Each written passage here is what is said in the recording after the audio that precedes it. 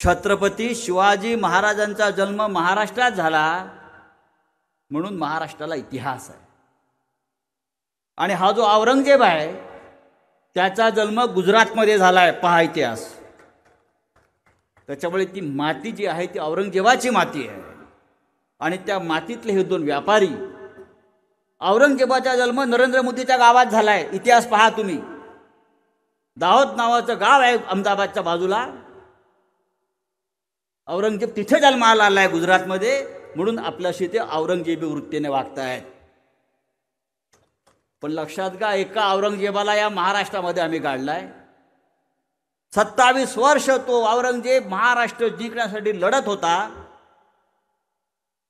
आणि शेवटी त्या औरंगजेबाला आम्ही या महाराष्ट्रात गाडून त्याची कबर खणलेली आहे।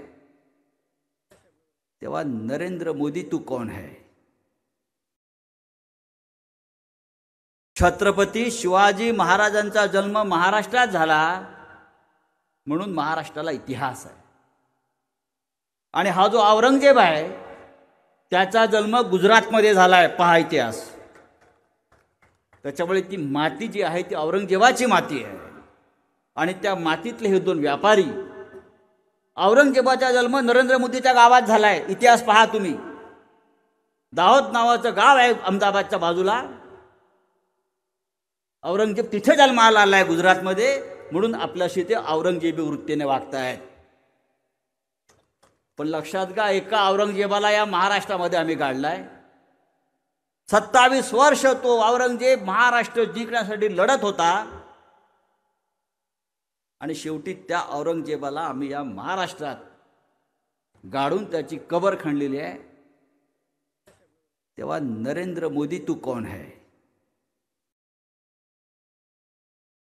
छत्रपती शिवाजी महाराजांचा जन्म महाराष्ट्रात झाला म्हणून महाराष्ट्राला इतिहास आहे।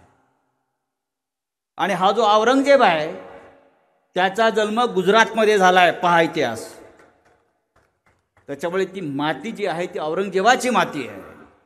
आणि त्या मातीतले हे दोन व्यापारी, औरंगजेबाचा जन्म नरेंद्र मोदीच्या गावात झाला आहे, इतिहास पहा तुम्ही। दाहोद नावाचं गाव आहे अहमदाबादच्या बाजूला,